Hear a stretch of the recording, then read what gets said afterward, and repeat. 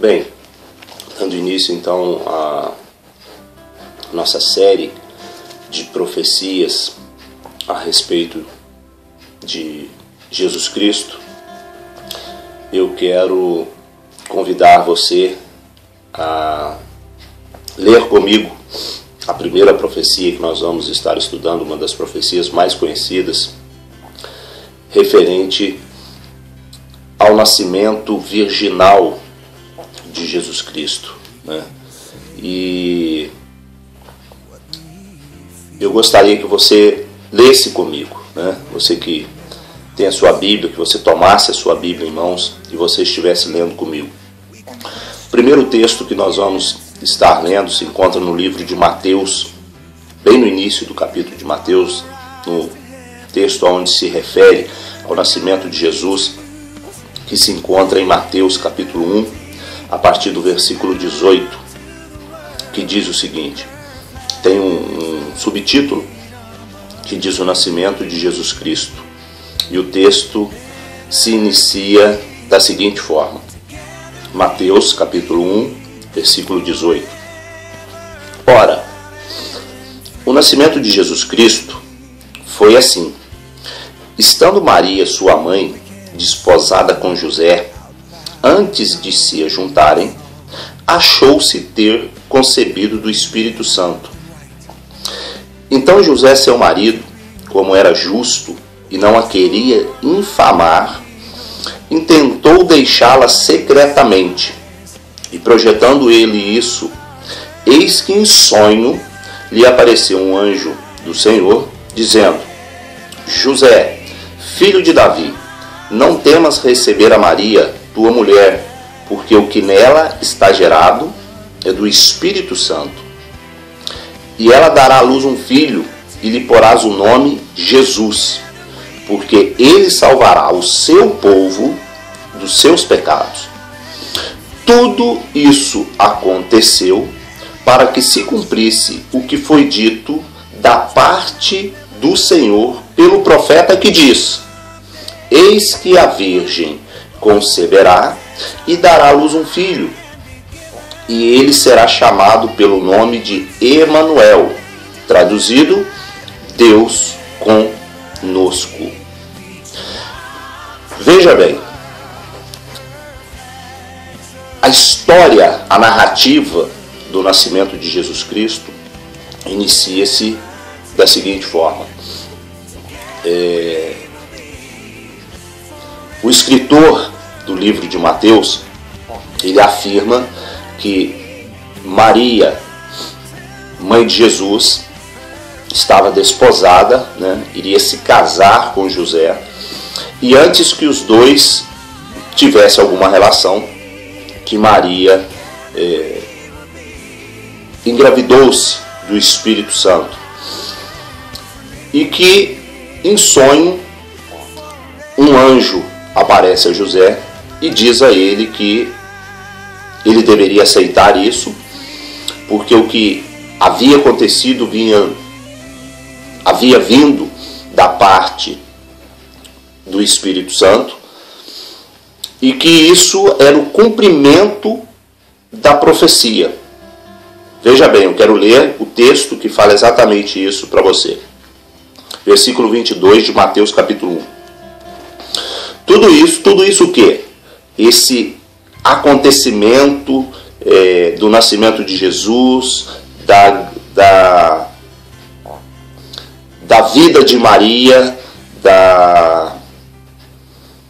do sonho de José, tudo isso, né, aconteceu para que se cumprisse o que foi dito por parte do Senhor pelo profeta. Então, Mateus afirma que toda aquela gravidez espiritual, o nascimento virginal de Jesus, havia sido dito pelo Senhor por meio do profeta, e que aquele nascimento de Jesus era para se cumprir o que o profeta havia dito. Então, se nós acharmos um texto em Isaías, em Jeremias, em Malaquias, em qualquer um dos profetas, que venha dizer isso, a profecia se cumpriu, correto? Eu acredito que sim, você também deve acreditar nisso. Então, nós vamos achar esse texto. Né? Precisamos achar esse texto. Eis que a Virgem conceberá e dará à luz um filho, e será chamado pelo nome de Emanuel, traduzido, Deus conosco. Vamos achar esse texto? Quero te convidar a ler comigo Isaías, capítulo 7, somente o versículo de número 14. Veja bem, vamos ver se a profecia existia, porque lá na frente, lá em Mateus está dizendo que ela se cumpriu. Então, algo para se cumprir tem que ser dito. Então, vamos ver se alguém realmente disse isso. Mateus capítulo 7, o versículo 14, que diz o seguinte. Isaías capítulo 7, versículo 14. Portanto, o mesmo Senhor vos dará um sinal. Eis que a Virgem conceberá e dará à luz um filho, e será o seu nome Emanuel. Fechou? Você concorda comigo? A profecia está cumprida. Nós vimos Mateus afirmando no capítulo 1, a partir do verso 18, narrando o nascimento de Jesus Cristo, e ele afirma que tudo aquilo que aconteceu com Maria, do nascimento virginal de Jesus, do sonho de José, que tudo isso havia acontecido para que se cumprisse o que foi dito da parte do Senhor pelo profeta. E agora nós acabamos de ler aqui em Isaías, no capítulo 7, no versículo 14, que essa profecia realmente existia. Então está fechado. Correto? Errado. Esse é o grande problema. Nós lemos a narrativa de Mateus dizendo, afirmando que o Senhor disse isso. Nós lemos em Mateus e acabamos de ler em Isaías afirmando o seguinte: portanto, mesmo o Senhor vos dará um sinal, eis que uma virgem conceberá e dará à luz um filho, e será o seu nome Emanuel. Isso está no versículo 14 de Isaías 7. Agora eu quero ler com você o contexto de Isaías 7. Gostaria que você me acompanhasse. Isaías capítulo 7. Sucedeu, pois, nos dias de Acás, filho de Jotão, filho de Uzias, rei de Judá, que Rezim, rei da Síria, e Peca, filho de Remalias, rei de Israel, subiram a Jerusalém para pelejarem contra ela, mas nada puderam contra ela. Veja bem, o capítulo 7 começa dizendo que nos dias de Acás, Rezim, Peca, dois reis subiram para guerrearem contra Jerusalém, mas não puderam derrotá-la. Vamos continuar, versículo 2. E deu-se aviso à casa de Davi, dizendo: a Síria fez aliança com Efraim. Então se moveu o coração de Davi e do seu povo, como se move as árvores do bosque com o vento. Então disse o Senhor a Isaías: agora tu e teu filho Sear-Jazube sai ao encontro de Acás, ao fim do canal do viveiro superior, ao caminho do campo do lavandeiro, e dize-lhe: acautela-te e aquieta-te, não temas nem desanime o teu coração por causa destes dois pedaços de tição fumegantes, por causa do ardor da ira de Rezim, rei da Síria, e do filho de Remalias.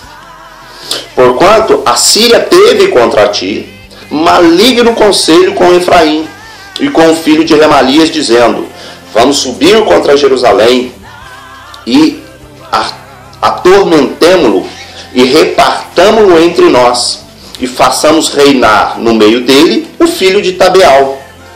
Assim diz o Senhor Deus: isto não subsistirá, nem tampouco acontecerá. Então, vamos voltar aqui. Nos dias de Acás, 2 reis fazem uma aliança para subir contra Jerusalém, destruí-la e colocarem alguém para reinar no lugar de Acás. O Senhor chama o profeta Isaías e diz a ele: Isaías, vai a tal lugar e diz isto para o povo de Israel, para Acás, que eles não devem se preocupar com esses 2 pedaços de tição, porque eles não vão conseguir pelejar contra Jerusalém.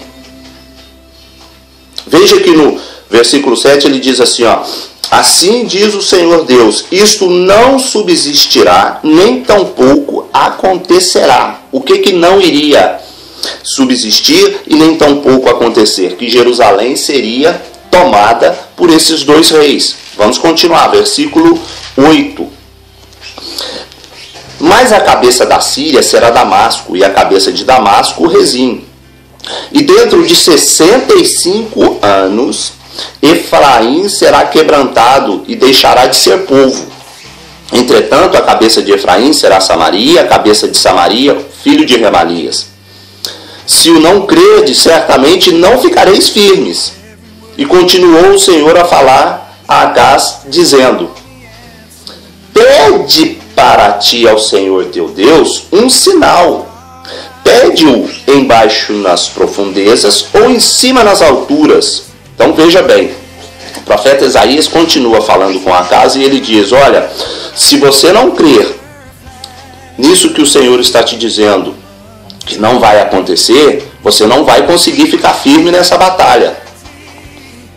E então ele diz para ele: olha, faz o seguinte, pede ao Senhor um sinal, ou nas alturas ou nas profundezas. Quando chegamos no versículo 12, Acás então diz o seguinte: Acás, porém, disse: não pedirei, nem tentarei o Senhor. Ele não ia pedir sinal, ele não queria. Então disse ele: ouvi agora, o profeta dizendo: ouvi agora, ó casa de Davi, pouco vos é fadigardes os homens, senão que ainda fadigues também ao meu Deus? Portanto, o mesmo Senhor vos dará um sinal.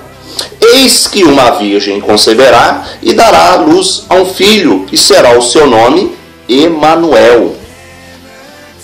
Manteiga e mel comerá, até que saiba rejeitar o mal e escolher o bem. Na verdade, antes que este menino saiba rejeitar o mal e escolher o bem, a terra de que tem fadas será desamparada dos seus 2 reis. Mas o Senhor fará vir sobre ti, sobre o teu povo e sobre a casa do teu pai, pelo rei da Síria, dias tais quais nunca vieram desde o dia em que Efraim se separou de Judá. Porque há de acontecer que naquele dia assobiará o Senhor as moscas que há nos extremos dos rios do Egito, e as abelhas que andam na terra da Síria, e virão e pousarão todas nos vales desertos e nas fendas das rochas, em todos os espinhos e em todas as florestas. Naquele dia refará o Senhor com uma navalha aguda, que está além do rio, isto é, com o rei da Síria, a cabeça e os cabelos dos pés até a barba totalmente tirará. Sucederá naquele dia que alguém criará uma vaca e 2 ovelhas, e acontecerá que por causa da abundância do leite que elas hão de dar, comerá manteiga e mel, comerá todo aquele que ficar de resto no meio da terra. Sucederá também naquele dia que todo lugar em que houver 1000 vides, do valor de 1000 moedas de prata, será para sarças e para espinheiros.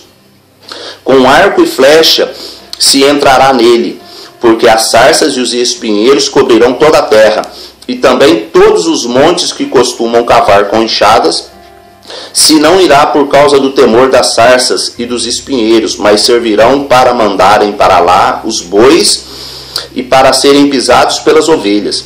Então, veja bem que Isaías, ele chama o profeta Acás, ou melhor, ele chama Acás e fala para Acás: Acás, pede um sinal.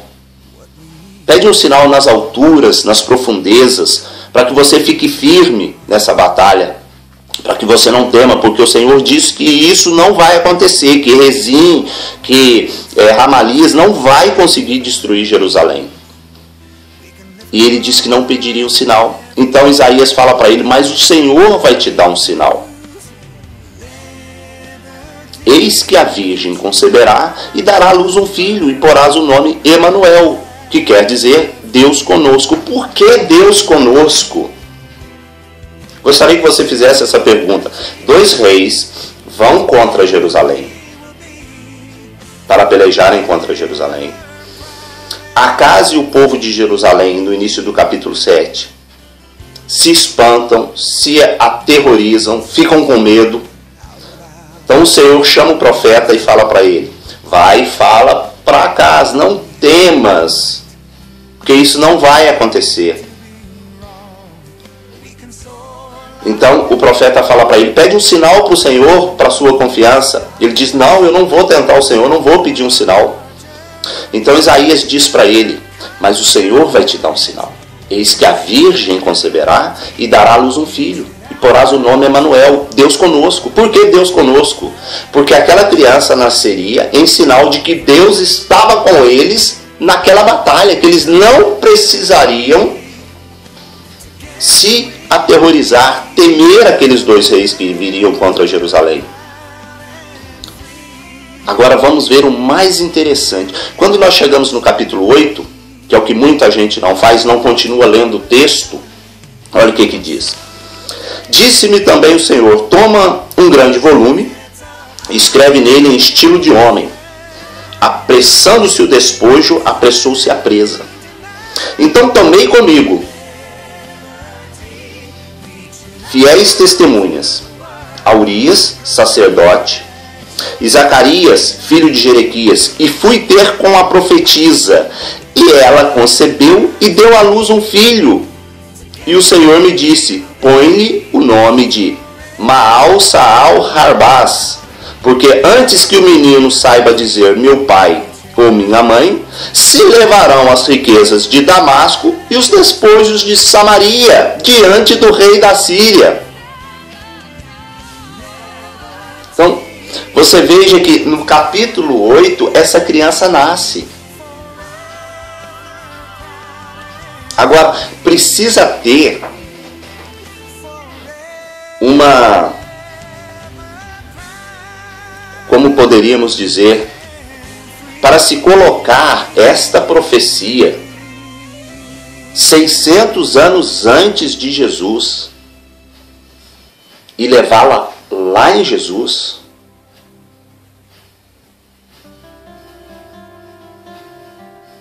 É necessário que se haja uma imaginação gigantesca para afirmar que esta profecia aqui estava se referindo ao nascimento virginal de Jesus. Primeiro, isso aconteceu 600 anos antes. A profecia diz que era para Acás, rei de Jerusalém, que era por causa de 2 reis que iriam pelejar contra Jerusalém. Era para que Acás pedisse um sinal. O sinal seria dado a Acás. É necessário uma gigantesca imaginação para pegar esse texto e colocar lá em Jesus. Se houver um outro texto falando de Machia, de Salvador da humanidade, de perdoador de pecado, de nascimento virginal, tudo bem, mas esse texto foi simplesmente um texto achado nas Escrituras para afirmar o nascimento virginal de Jesus como se fosse o cumprimento de uma profecia. Então, essa é uma das profecias que estão completamente fora do contexto. Afirmar que Isaías 7,14 é a profecia e que Mateus 1,18 é o cumprimento da profecia é uma verdadeira imaginação de alguém. Ou alguém teve algum interesse de montar toda essa história. Talvez você diga,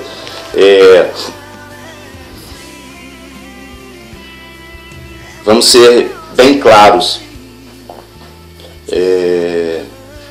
o cristianismo ele foi montado em cima do Antigo Testamento, mas foram poucas as pessoas que realmente pesquisaram o Antigo Testamento.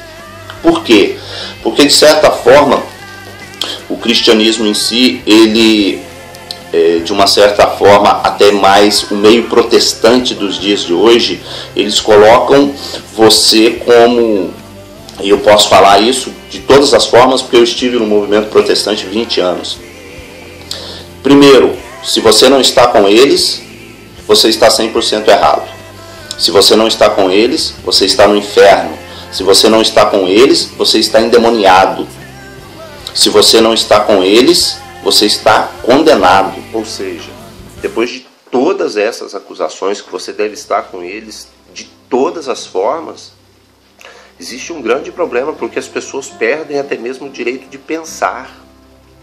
Você não pode questionar, você não pode duvidar, você não pode perguntar. Se você questiona alguma coisa, você está em rebelião, e isso chega a ser desumano, a forma que, não na sua totalidade, mas grande parte das lideranças protestantes impõe sobre as pessoas, né?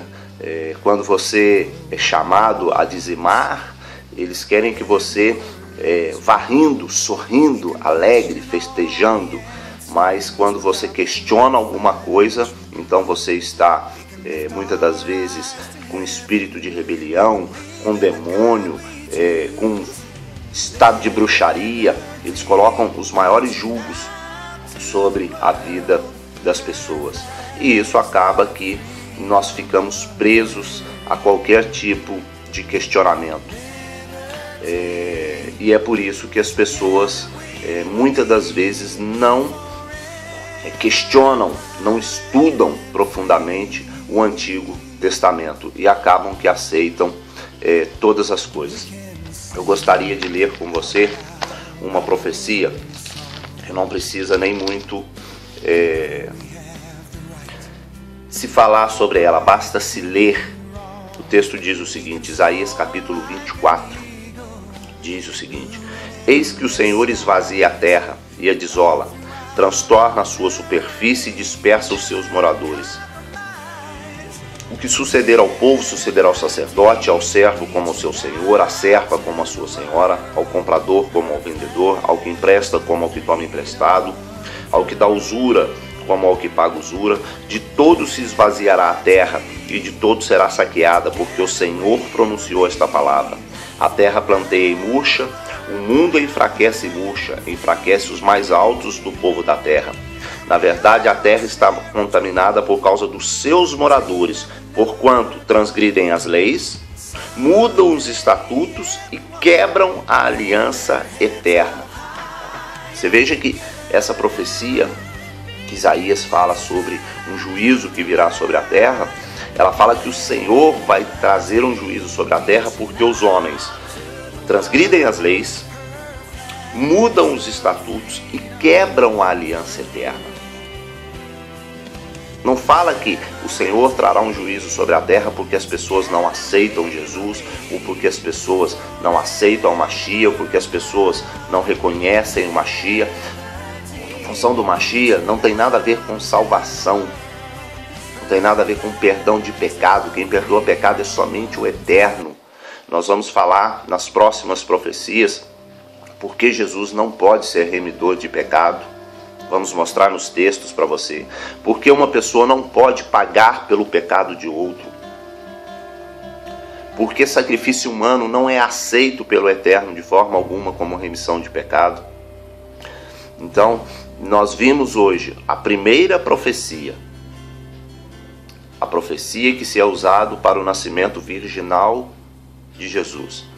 Convido você para ver todos os nossos vídeos, profecia por profecia, e você analisar se elas são realmente conectas ou desconectas, montadas ou não montadas, para afirmar que Jesus seja o Messias prometido a Israel. Não estamos aqui entrando no mérito se Jesus foi profeta, se Jesus foi homem, se Jesus foi qualquer outra coisa. O que nós estamos dizendo é que Jesus não é Deus, que Jesus não é o Messias prometido a Israel e que Jesus não é o filho que foi tirado do Egito. As profecias não se encaixam.